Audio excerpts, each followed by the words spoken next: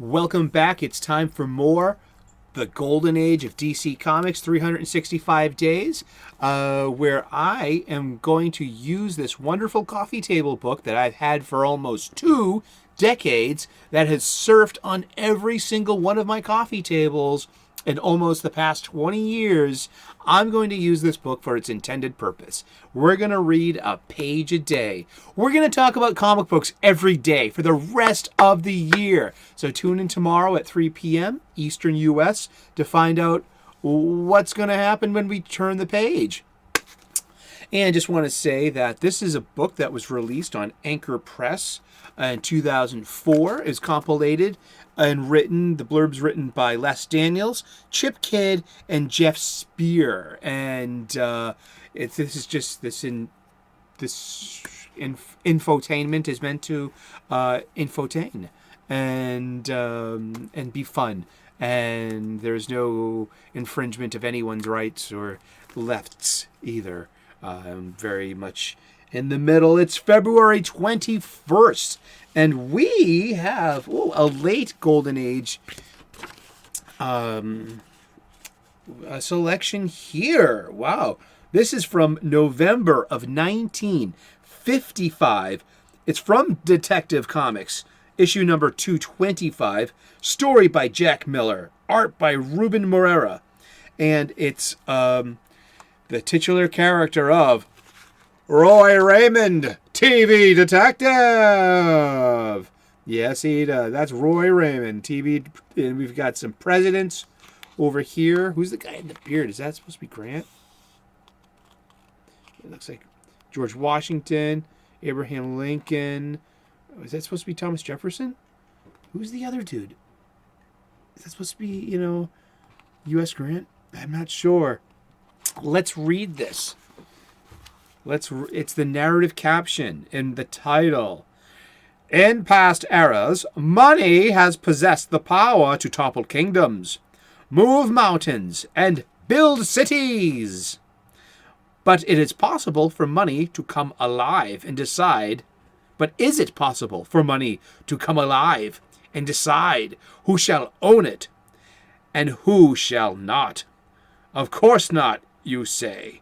And that's what television detective Roy Raymond said too, until he tried to unravel the mystery of the money that came to life. Okay, I'm going to look up Roy Raymond real quick. Roy Raymond character, all right. Roy Raymond is a fictional character in comic books published by DC Comics. He was introduced in Impossible But True, a backup strip in Detective Comics, beginning with issue 153 in November of 1949. So today, it's February 21st, so it's President's Day. Do I have the day off? Do you have the day off? And it's President's Day, and that's why we have presidents here.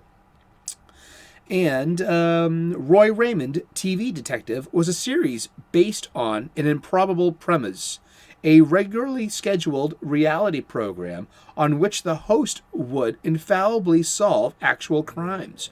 The idea seemed to have originated in Hollywood, where there had been numerous movies earlier about radio detectives, including Whodunit, 1942, Mystery Broadcast, 1943, Genius at Work, 1946, and The Unexpected, 1947.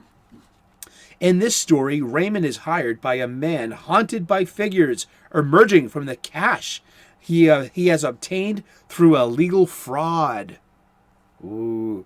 The spirits include Washington and Lincoln, whose 2 birthdays were folded into President's Day, and not to mention Ulysses S. Grant and the non-president Benjamin Franklin. Now, that was the other dude who I thought was Thomas Jefferson. They turn out to be frauds themselves, perpetrated to elicit a confession from the miscreant. Dun, dun, dun. Yeah, check it out. And we got some... You can see the other page of the comic over there. I like the little details such as this. And haha, just because someone cut out these figures from these bills, I'm supposed to believe that the money came to life. Don't be sure they didn't, Roy. He's, okay. Would that be mansplaining, lady-splaining? I don't care. Let's not, overthink the past. We do, you know what I mean? That's just, we do that enough these days, I guess. Yeah, I don't know if I got much to say about this one. Well, this is from a 1955 comic based on Roy Raymond is the host of a television show called Impossible But True, which bears a strong resemblance to Ripley's Believe It or Not. The stories involve Raymond and his assistant, Karen Duncan, investigating claims and exposing hoaxes.